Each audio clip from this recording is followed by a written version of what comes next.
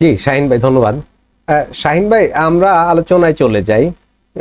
আপনি লক্ষ্য করেছেন কিনা, গতকালকে জামাতে ইসলামী বাংলাদেশের আমির শফিকুর রহমান সাহেব এক আলোচনায় বলেছেন, এখন দেশে নির্বাচনের পরিবেশ নেই। কিসের নির্বাচন? এই সময়ে কিসের নির্বাচন? এ তো তিনি বললেন। ঠিক আজকে এনসিপির আহ্বায়ক নাহিদ ইসলাম তিনিও আরেকটা সভায় বলেছেন, বিচার সংস্কার তারপর নির্বাচন। ফেব্রুয়ারি নির্বাচন কোন দিকে নিচ্ছে? এখন এই প্রশ্নটা কিন্তু ঘুরপাক খাচ্ছে। এদিকে বিএনপিও হঠাৎ করে গত 2-3 দিন থেকে নির্বাচনের জন্য সরকারকে চাপ দিচ্ছে, কিন্তু এর আগে কিন্তু সরকারকে চাপ না দেওয়ার ব্যাপারে নীতিগত সিদ্ধান্ত তারা নিয়েছিল। এখন তারাও নামছে। তার মানে কি নির্বাচনের কোন দিকে মোড় নিচ্ছে ফেব্রুয়ারি নির্বাচন? কি মনে হয় আপনার? জি, আপনাকে অসংখ্য ধন্যবাদ। জি, আপনাকে অসংখ্য ধন্যবাদ। অত্যন্ত একটা চমৎকার এবং বাস্তবসম্মত এবং দেশের যে চলমান পরিস্থিতি নিয়ে আপনি একটা প্রশ্ন করেছেন। যে আপনি যে প্রশ্ন করেছেন, জামাতের আমির ডক্টর শফিকুর রহমান, ওনার যে প্রশ্ন, ওনার যে মন্তব্য যে কিসের নির্বাচন, আমি কিসের নির্বাচন নিয়ে যদি কথা বলি, আমি আপনাকে বুঝতে হবে, এই যে 5 আগস্ট একটা মেটিকুলাস ডিজাইন, যার মাধ্যমে বাংলাদেশের ক্ষমতাকে তারা কুক্ষিগত করেছে। মানে আমি যদি প্রত্যক্ষ এবং পরোক্ষ বলি, তার যারা কলকাঠি টেনেছেন তার 99.99% হচ্ছে জামাত।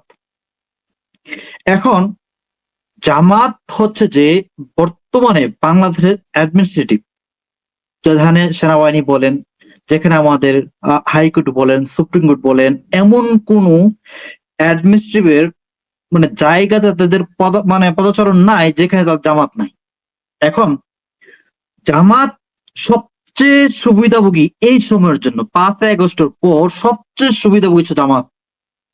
এখন একটা নির্বাচন যদি তারা দিয়ে দেয়, যদি ইন কেস বিএনপি চলে আসে, তাহলে এই জামাত যে বর্তমানে তারা এই দীর্ঘ 53-54 বছর পর একটা বাংলাদেশের ক্ষমতার স্বাদ গ্রহণ করছে, তাদের এই স্বাদ গ্রহণটা তো তারা বন্ধ হয়ে যাবে।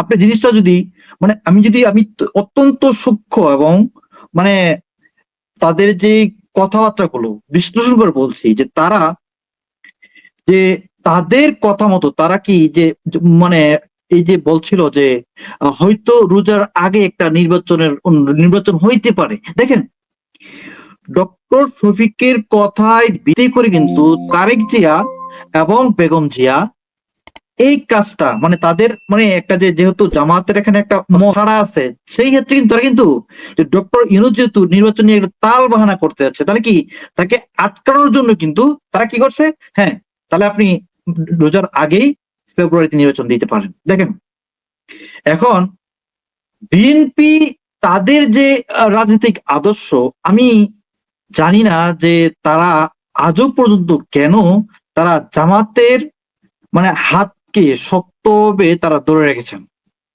যে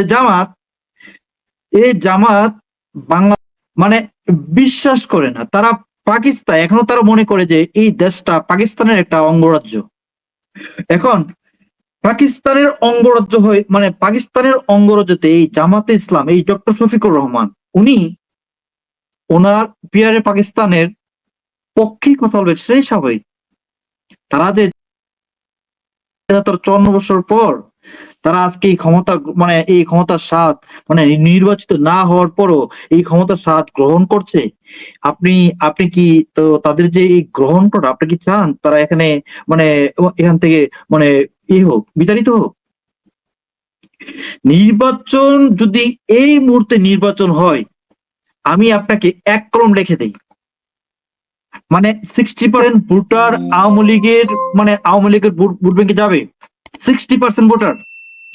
জামাত যদি ভোট পেয়েও থাকে, মনে করুন যে জামাতকে এই মুহূর্তে ভোটার সম্মত হাইস্ট যদি ভোট দেয়, 2% লোক ভোট দেয় কিনা সন্দেহ আছে। 2% লোক জামাতকে ভোট দেবে কিনা সন্দেহ আছে।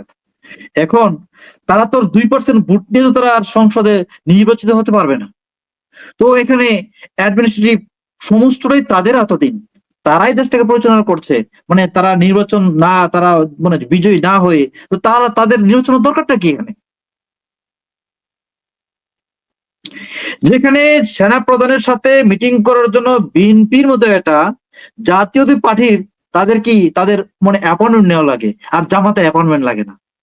ডক্টর ইউনূসের সাথে কথা বলতে বিএনপি যেখানে 10 দিন 15 দিন ঘোরার পর তার অ্যাপয়েন্টমেন্ট পায় না, জামাত সকালবেলা মানে কি বললে মানে সকালবেলা বললে বিকাল 3টার আগে আগে তারা অ্যাপয়েন্টমেন্ট পেয়ে যায়।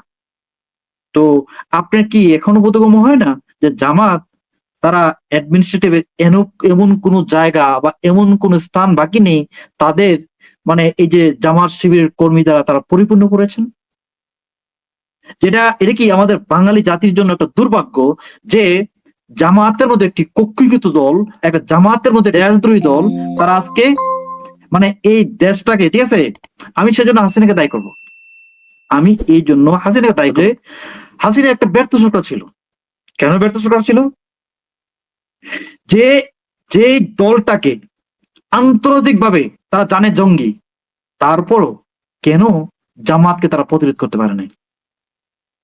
জামাতের প্রত্যেকটা কার্য মানে একেবারে মানে মানে পুঙ্খানুপুঙ্খানু বিবেচনা মানে তাদেরকে অ্যানালাইসিস করে, তাদের ডাটাগুলো অ্যানালাইসিস করে আমি এই তথ্যটা দিয়েছি যে তারা তারা আগামী 10 বৎসরও বাংলাদেশের ক্ষমতা যদি নির্বাচন না হয় তাদের কিচ্ছু যায় আসে না, তাদের কোনো মাথা ব্যথা নেই। কারণ তাদের এই যে অ্যাডমিনিস্ট্রেটিভ গুলা, তাদের যে বাংলাদেশের মানে রাষ্ট্র পরিচালনার যে অর্গান গুলা, সকল অর্গানই তাদের লোক মানে কি এখানে বসা আছে, তাদের কার্যক্রম তারা পরিচালনা করছে। জি, তো আপনাকে অসংখ্য ধন্যবাদ।